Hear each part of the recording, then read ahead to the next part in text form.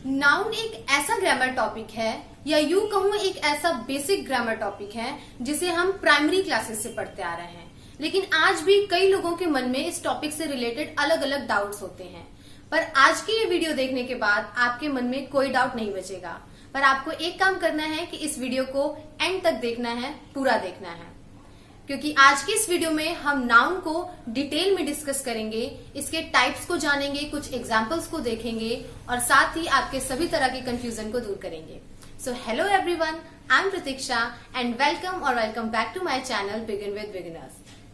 पर वीडियो में आगे बढ़ने से पहले अगर आप इसी तरह के और भी ग्रामर टॉपिक्स को पढ़ना चाहते हैं, अपने सभी डाउट्स को क्लियर करना चाहते हैं या इंग्लिश को सीखना चाहते हैं तो जल्दी से चैनल को सब्सक्राइब कर लें, क्योंकि मैं एवरी मंडे एंड फ्राइडे इसी तरह से न्यू वीडियोस लेकर आती रहती हूँ। And now without further delay let's hop into this video. तो सबसे पहले देखते हैं कि नाउन होता क्या है, लेकिन उससे भी पहले हमें ये समझना है कि ये नाउन कहाँ से आया। तो नाउन पार्ट ऑफ स्पीच का एक बहुत ही इम्पॉर्टेंट पार्ट है, क्योंकि लगभग हर सेंटेंस में एक नाउन ज़रूर होता है, संज्ञा ज़रूर होती है। तो नाउन की वो पुरानी डेफिनेशन तो हम सब ने पढ़ी ही है, that noun is a name of a person, place और थिंग। लेकिन अगर हम इस डेफिनेशन को थोड़ा ध्यान से समझने की कोशिश करें तो मैं साधारण शब्दों में आपको बताना चाहूँगी कि हर वो चीज़ जिसका कोई नाम है, इस दुनिया की हर वो चीज़ जिसका कोई नाम है, उसके नाम को हम नाउन कहते हैं। अब वो नाम किसी का भी हो सकता है, चाहे वो लिविंग हो या नॉन लिविंग हो, आपके पास हो वो चीज़ या दूर हो, छोटी हो या बड़ी हो, कम हो ज़्यादा हो, या ऐसी चीज़ जिसका कोई रूप, रंग या आकार है ही नहीं, जैसे कि हमारी फीलिंग्स, उनके नाम को भी हम नाउन कहते हैं। तो आइए अब नाउन के टाइप्स को देखते हैं। So first is proper noun. So definition of proper noun is it is a name of a particular person, place और थिंग। कि प्रॉपर नाउन होता है कि जब हम किसी पर्टिकुलर, किसी विशेष, किसी स्पेसिफिक पर्सन या प्लेस या थिंग के नाम की बात कर रहे हैं तो वहाँ पर उसे हम प्रॉपर नाउन कहेंगे। For example, Rohan is a naughty boy. तो यहाँ पर रोहन, स्पेसिफिकली रोहन की बात की जा रही है, इसलिए रोहन जो है वो नाउन तो है, लेकिन कैसा, प्रॉपर नाउन है, क्योंकि मैंने स्पेसिफिक रोहन का नाम लिया है। इसी तरह से हम कह सकते हैं प्रिया इज़ माई बेस्ट फ्रेंड।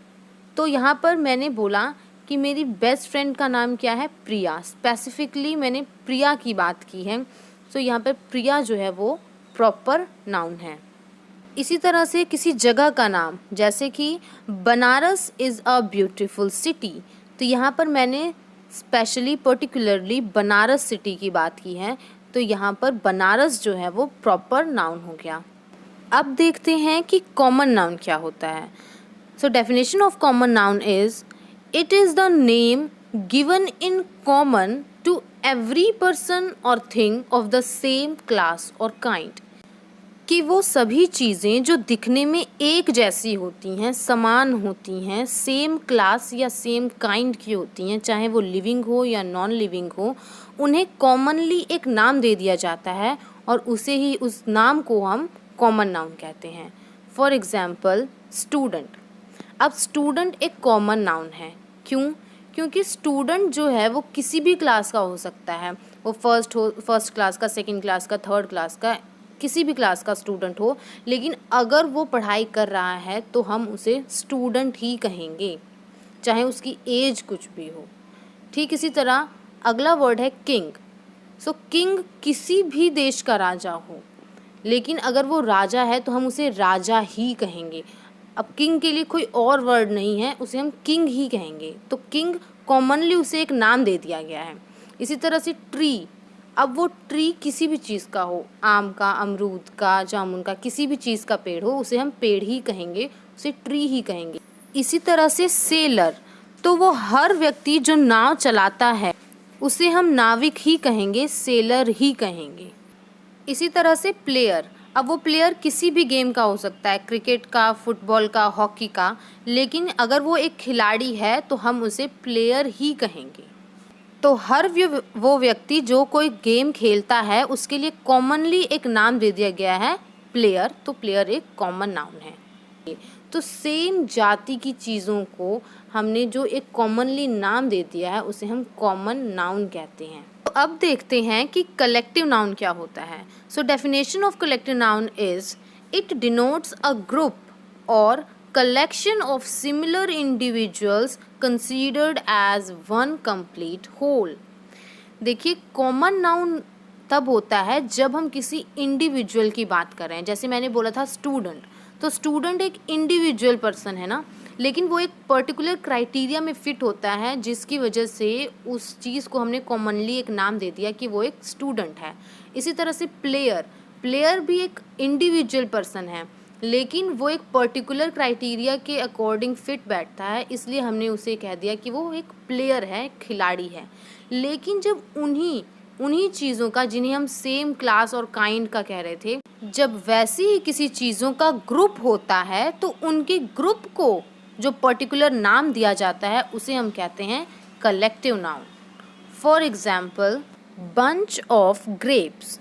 अब देखिए अगर कोई एक ग्रेप्स हो तो उसे हम ग्रेप्स बोलेंगे, लेकिन जब ग्रेप्स का पूरा समूह है, ग्रुप है, तो उसे हम बंच ऑफ ग्रेप्स बोलेंगे। यहाँ पर उनके समूह के लिए एक नाम दे दिया गया विच इज़ बंच। तो ये बंच जो है, bunch of grapes, it is a collective noun. इसी तरह से आर्मी ऑफ सोल्जर्स।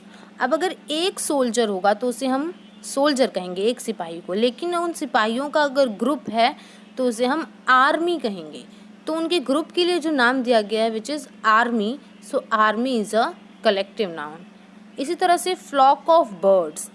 जब एक पक्षी है तो हम उसे बर्ड कहेंगे, लेकिन अगर उनका पूरा समूह है तो उसे हम फ्लॉक कहेंगे। So flock is a collective noun. इसी तरह से प्राइड ऑफ लायंस। अगर एक लायन है तो हम उसे लायन कहेंगे, लेकिन अगर काफ़ी सारे लायंस हैं तो हम उन्हें pride of Lions, it is a collective noun. इसी तरह से टीम ऑफ प्लेयर्स, क्योंकि अगर एक प्लेयर है तो हम उसे सिर्फ प्लेयर करेंगे, लेकिन अगर कई प्लेयर्स का झुंड है, समूह है, ग्रुप है, तो उसे हम टीम कहेंगे। वहाँ पर वो team as a whole treat होती है, जैसे कि हमारी डेफिनेशन में लिखा है it considered as one complete whole. या फिर अ क्लास ऑफ स्टूडेंट्स, क्योंकि एक क्लास में सिमिलर काइंड के कई स्टूडेंट्स हो सकते हैं। तो जो क्लास है वो एक कलेक्टिव नाउन है, क्योंकि अगर आप स्टूडेंट की बात करोगे तो स्टूडेंट किसी भी क्लास का हो सकता है, लेकिन अगर आप बोल रहे हो क्लास ऑफ स्टूडेंट, एक क्लास की बात कर रहे हो, तो ऑब्वियसली उस क्लास में सेम काइंड के ही स्टूडेंट होंगे, सेम स्टैंडर्ड के स्टूडेंट होंगे, तभी वो एक क्लास है। सो आई होप कि आपके डाउट्स भी साथ साथ क्लियर हो रहे होंगे, क्योंकि कई लोगों को कलेक्टिव नाउन और कॉमन नाउन में डाउट्स होते हैं। तो अगर आपको कभी भी कलेक्टिव नाउन और कॉमन नाउन में कन्फ्यूज़न हो तो सिर्फ एक बात याद रखनी है कि अगर आप किसी इंडिविजुअल चीज़ के बारे में बात कर रहे हैं, चाहे वो सिंगुलर हो या प्लूरल हो, जैसे लाइक बर्ड हो या बर्ड्स हो, दोनों ही कॉमन नाउन है, लेकिन अगर आप उसी चीज़ के समूह को बताने के लिए कोई नया वर्ड यूज़ कर रहे हैं तो वो वर्ड जो है वो कलेक्टिव नाउन होगा। तो अब देखते हैं कि मटीरियल नाउन क्या होता है। So definition of material noun is it is a name of a matter और substance of which a thing is made, कि हर उस चीज़ का नाम है जिससे कोई ना कोई वस्तु बनाई जाती है। For example iron, silver, gold, milk, ये सभी चीज़ों से कई तरह की वस्तुएं बनाई जाती हैं और ये उन मटीरियल्स के नाम हैं, इसलिए इसे हम मटीरियल नाउन कहते हैं। अब देखते हैं एब्स्ट्रैक्ट नाउन क्या होता है। So it is usually the name of a quality, action or state considered apart from the object to which it belongs. तो बेसिकली उन सभी चीज़ों के नाम को हम एब्स्ट्रैक्ट नाउन कहते हैं जिनका कोई रूप, रंग या आकार नहीं है, या फिर जिन्हें हम देख नहीं सकते, टच नहीं कर सकते, फील नहीं कर सकते। फॉर एग्ज़ाम्पल एडवाइस, किसी की सलाह, या फिर behaviour, laughter, thought, wisdom, anger, etcetera.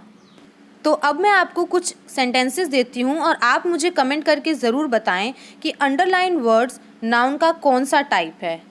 So thanks for watching this video and friends, अगर आपको ये वीडियो अच्छी लगी, कंटेंट अच्छा लगा, आपने इससे कुछ नया सीखा, तो प्लीज वीडियो को लाइक करें, चैनल को सब्सक्राइब करें और मुझे कमेंट करके जरूर बताएं कि आपके लिए ये वीडियो यूजफुल थी या नहीं। And I will be back very soon with a new video. Till then, live your life with learning and bye bye, take care.